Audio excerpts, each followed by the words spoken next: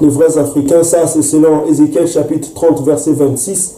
Les Africains étaient les premiers à aller en esclavage. Voilà. Et après les Africains, c'est devenu les fils de Judas, c'est-à-dire que de Bakongo, ils sont allés en esclavage en masse. Ceux de l'Afrique de l'Est et ceux de l'Afrique de l'Ouest. Ils sont allés en esclavage en masse. On a pris beaucoup de Congo, de l'Angola, on a pris le Congo, du Congo-Brazzaville, du Congo-Kinshasa, on les a menés en esclavage, toujours par les Édomites, qui les ont menés en esclavage. Ça, l'explication se trouve dans Jérémie chapitre 9, versets 25 à 26. Là, on vous donne un peu l'agenda des punitions. Là, on voit le premier nom qui sort, c'est l'Égypte, c'est-à-dire les vrais Africains. C'est-à-dire les Ouest africains, vous voyez tous les jours du Nigeria, du Sénégal, tout ça comme ça, ils ont connu l'esclavage. C'est eux qui devaient d'abord aller en esclavage. Et puis les fils de Judas, qui sont les Bakongo, les fils de Judas, ils sont allés aussi en esclavage. Et puis, voilà. Et ceux qui les ont emmenés en esclavage, c'est les deux premiers ennemis que vous voyez dans Psaume chapitre 83, ce que la maman vous a donné, 83, de 1 jusqu'à 12. Les premiers ennemis sont Édom et Ishmaël, c'est-à-dire les Arabes. Ceux qui les ont emmenés en esclavage, ceux qui ont fait l'esclavage. Les Arabes et les Édomites. Donc ils vont payer cela. Ce qui va leur arriver, c'est pas du gâteau, quoi. C'est pas des bonnes nouvelles qui vont les arriver, quoi. Ils vont payer ça cher. Tout ce qu'ils ont fait au peuple élu. Ce qu'ils ont fait au peuple élu, ils vont le payer très cher. Je ne vais même pas faire un dessert. Il y aura beaucoup d'extermination de la part du ciel. Le jugement qui arrive, ce ne sera pas du gâteau. C'est écrit toujours dans Jérémie chapitre 9, versets 25 à 26, ce qui arrivera à ces nations. Ils payeront très très cher. Je n'aimerais pas être à leur place. Ça, vous le verrez avec cette vidéo. Donc, on a déjà la conclusion ici que la terre d'Israël n'est plus la propriété des Bantous. Elle est devenue la propriété des nations. En tête, c'est Édom. Ok? Donc, on a déjà la preuve.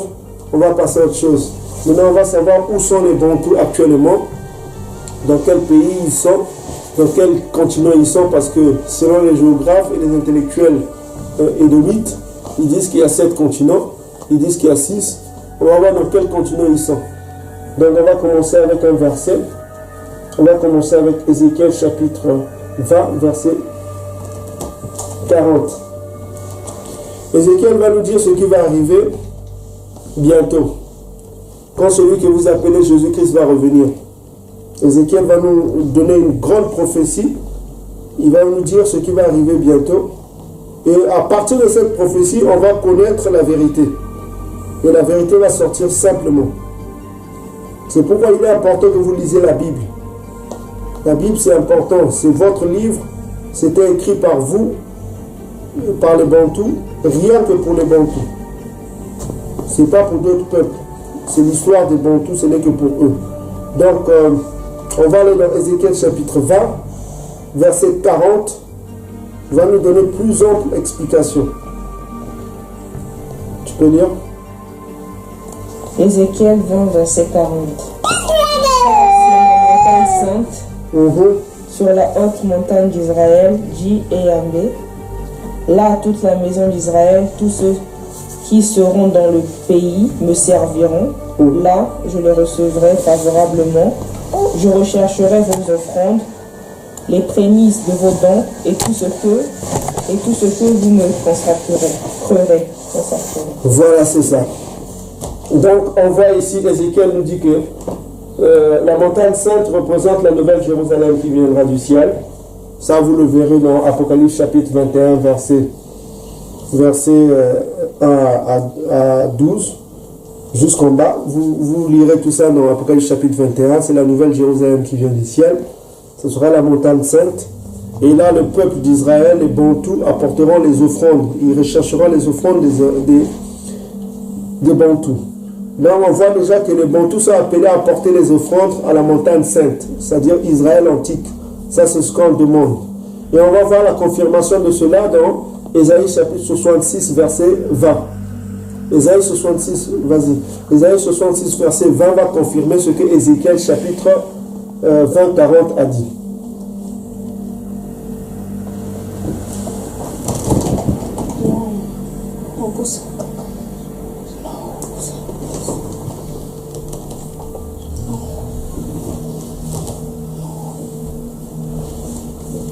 C'est bon? Ils amèneront tous vos frères du milieu de toutes les nations en offrande, à Éambé sur des chevaux, des chars et des litières, sur des mulets, des dromadaires, à ma montagne sainte, à Jérusalem, dit Éambé. Voilà, donc on voit que les offrandes dont on parle se confirment déjà dans Ésaïe 66, verset 20. Et on va définir qui apporteront les offrandes. Tu peux continuer? Dans un vase pur à la maison de Éambé. Et je prendrai aussi parmi eux des sacrificateurs, des Lévites. Tu peux reprendre là où il a dit qu'ils apportaient Israël qui apportera les offrandes. Israël.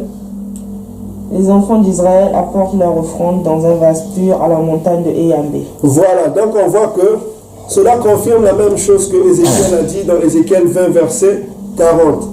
On nous dit bien que les enfants d'Israël apporteront les offrandes à la montagne sainte d'Éambé, dans un vase pur. Donc ça confirme la même chose. Donc il y a un rendez-vous qui est fixé entre les enfants d'Israël et le Tout-Puissant qui reviendra dans la Nouvelle Jérusalem. Les enfants d'Israël apporteront les offrandes dans un vase pur dans la Nouvelle Jérusalem, qui est la montagne sainte. Maintenant la question qui se pose, dans quel continent dans quel continent viendront-ils? Dans quel continent viendront-ils apporter les offrandes? Bon, voilà. Donc, de comprendre que on va essayer de comprendre de quel continent viendront les fils d'Israël apportant les offrandes à Tata Yambé. Donc, il y a beaucoup de continents aujourd'hui. Le continent basé à Ébélé. De quel continent viendront-ils apporter les offrandes à Tata Yambé? Donc, la Bible va nous donner l'explication de quel continent viendront les fils d'Israël apportant les offrandes à Tata Yambé. Donc, Togotan la Sophonie chapitre 3, Togotan la 8 jusqu'à 11. Donc, on prépare Sophonie chapitre 3, verset 8 à 11. Chapitre 3, verset 8 à 11, ils vont nous prouver, on va comprendre le contexte et on va comprendre dans quel continent viendront les fils d'Israël apportant les offrandes. De quel continent? Sophonie.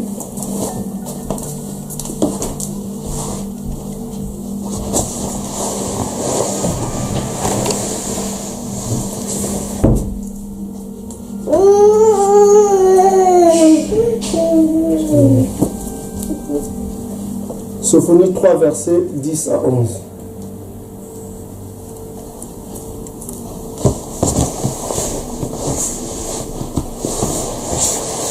Sophonie 3, verset 10. D'au-delà des fleuves de l'Éthiopie. Non, tu commences au verset 8. Donc on va comprendre dans quel continent viendront les fils d'Israël apportant les offrandes.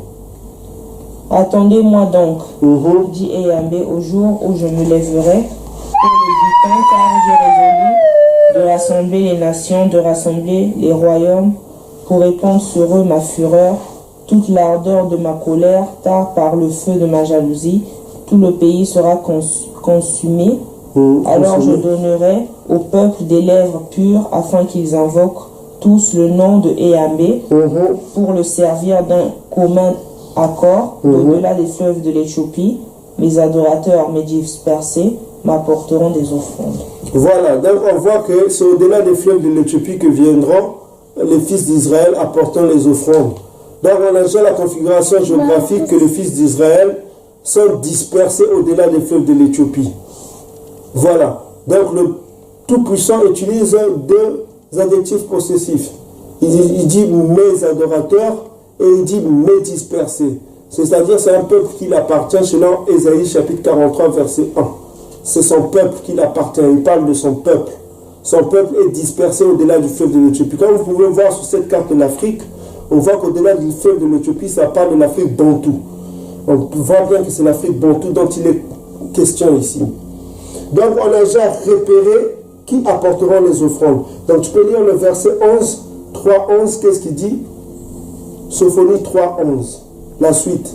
En ce jour-là, tu n'auras plus à rougir de toutes tes actions par lesquelles tu as péché contre moi. Donc on voit que le peuple n'aura plus honte du fait qu'ils ont péché contre Éambé, parce qu'ils auront le pardon, ils seront pardonnés. Ils ont péché contre Éambé. Or le péché, selon 1 Jean chapitre 3, 4, ça veut dire la transgression de la loi. Or, la loi a été donnée à qui? Ça a été donné qu'aux Israélites. Selon Psaume chapitre 149, verset 19 à 20. Donc, c'est les Israélites uniquement qui ont reçu la parole. Ce n'est pas d'autres.